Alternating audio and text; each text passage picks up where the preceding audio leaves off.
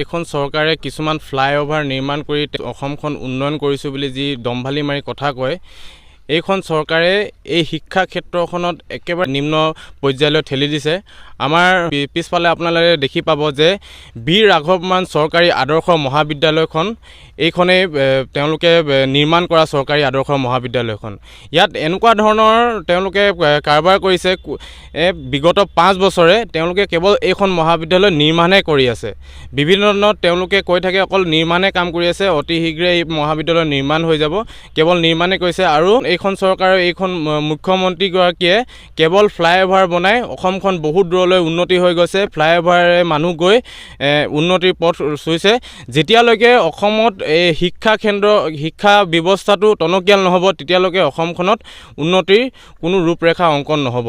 যিগৰাকী MLA আছিলে বৰ্তমান তেওঁ মন্ত্ৰী হ'ল ৰূপেশ গোৱালা ডাঙৰীয়া, আৰু লগতে এইটো সমষ্টি লখিমপুৰ সমষ্টি যিগৰাকী দুবাৰকৈ সাংসদ আমাৰ প্ৰধান বৰা ডাঙৰীয়া, তেওঁলোক দুইগৰাকী এই ৰাজেশ বাজাজ নামৰ যি কোম্পেনীটো, এই কোম্পেনীটোৰ লগত কিবা তেওঁলোকৰ অংক নিমিলাৰ বাবে চাগে হয়তো আজি এই কলেজখন নিৰ্মাণ হোৱাত অসুবিধা হৈছে। আৰু এই কোম্পেনীটোৱে কিছুমান কেলেংকাৰী নামত এই কোম্পেনীটোক আঁতৰাই দিয়া হৈছে। এতিয়া নতুনকৈ তেওঁলোকে নিবিদা ঘোষণা কৰিমকৈ তেওঁলোকে 2 বছৰ সম্পূৰ্ণ কৰি দিছে, কিন্তু কোনো ধৰণৰ ইয়াত নিবিদা হোৱা নাই। আৰু আটাইতকৈ দুখ লগা কথা যে এই যি মহাবিদ্যালয়খন ডুমডুমা মহাবিদ্যালয় এটা বয়জ হোষ্টেলত শিক্ষকসকলৰ নিজা প্ৰচেষ্টাত তেওঁলোকে শিক্ষাদান কৰি আছে।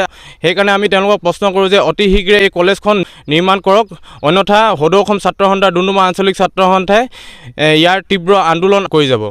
আমি ডুমডুমা আঞ্চলিক ছাত্ৰ সন্থাই বীৰ ৰাঘৱমান চৰকাৰী আদৰ্শ মহাবিদ্যালয়ৰ ওপৰত আমি প্ৰশ্ন উত্থাপন কৰি আজি ভাগৰি পৰিছোঁ, আৰু খুব লজ্জা অনুভৱ কৰিছোঁ যে বীৰ ৰাঘৱমান আদৰ্শ মহাবিদ্যালয়খন এতিয়া চৰণীয়া পথাৰলৈ পৰিণত হৈছে। আৰু খুব লজ্জা এইবাবে অনুভৱ কৰিছোঁ যে কাৰণ এইখন চৰকাৰৰ যি তেওঁলোকৰ কথা, সেই কথাত আমি আজি কেৱল প্ৰশ্নৰ সন্মুখীন হৈ আজি আমি লজ্জিত অনুভৱ হৈছোঁ। এনেকুৱা চৰণীয়া পথাৰলৈ পৰিণত কৰি খুব আমাক দুখ প্ৰকাশ কৰিছে, আৰু ভৱিষ্যতলৈ আমি এইখন চৰকাৰৰ ওপৰত প্ৰশ্ন উত্থাপন কৰিয়ে থাকিম। যেতিয়ালৈকে এইখন কলেজ নিৰ্মাণ নহয় তেতিয়ালৈকে আমাৰ সদৌ অসম ছাত্ৰ সন্থা ডুমডুমা আঞ্চলিক ছাত্ৰ সন্থাই অহৰহ আন্দোলন আৰু এইখন চৰকাৰক প্ৰশ্নৰ সন্মুখীন কৰাই থাকিম। এইখন চৰকাৰে কিছুমান ফ্লাইঅভাৰ নিৰ্মাণ কৰি অসমখন উন্নয়ন কৰিছোঁ বুলি যি দম্ভালি মাৰি কথা কয় এইখন চৰকাৰে এই শিক্ষা ক্ষেত্ৰখনত একেবাৰে নিম্ন পৰ্যায়লৈ ঠেলি দিছে।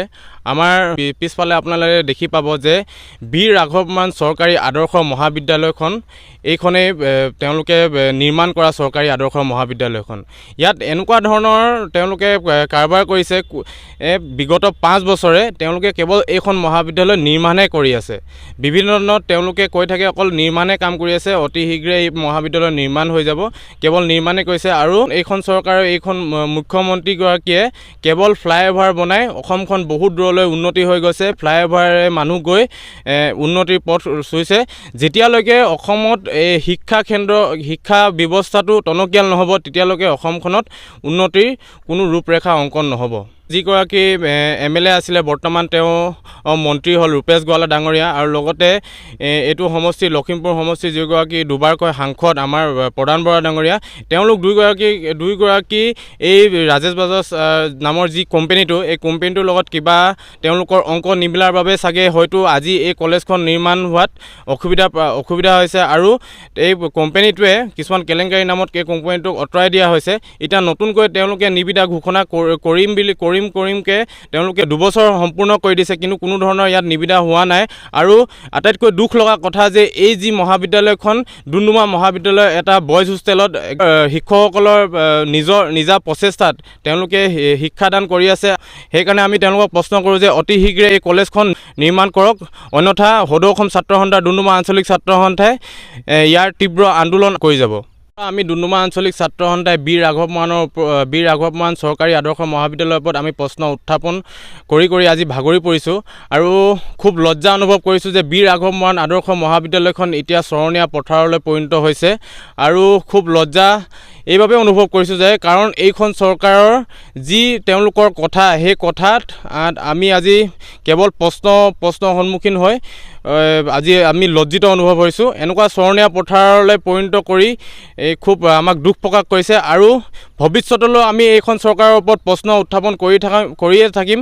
যেতিয়ালৈকে এইখন কলেজ নিৰ্মাণ নহয় তেতিয়ালৈকে আমাৰ সদৌ অসম ছাত্ৰ সন্থাৰ ডুমডুমা আঞ্চলিক ছাত্ৰ সন্থাই অহৰহ আন্দোলন আৰু এইখন চৰকাৰক প্ৰশ্নৰ সন্মুখীন কৰাই থাকিম।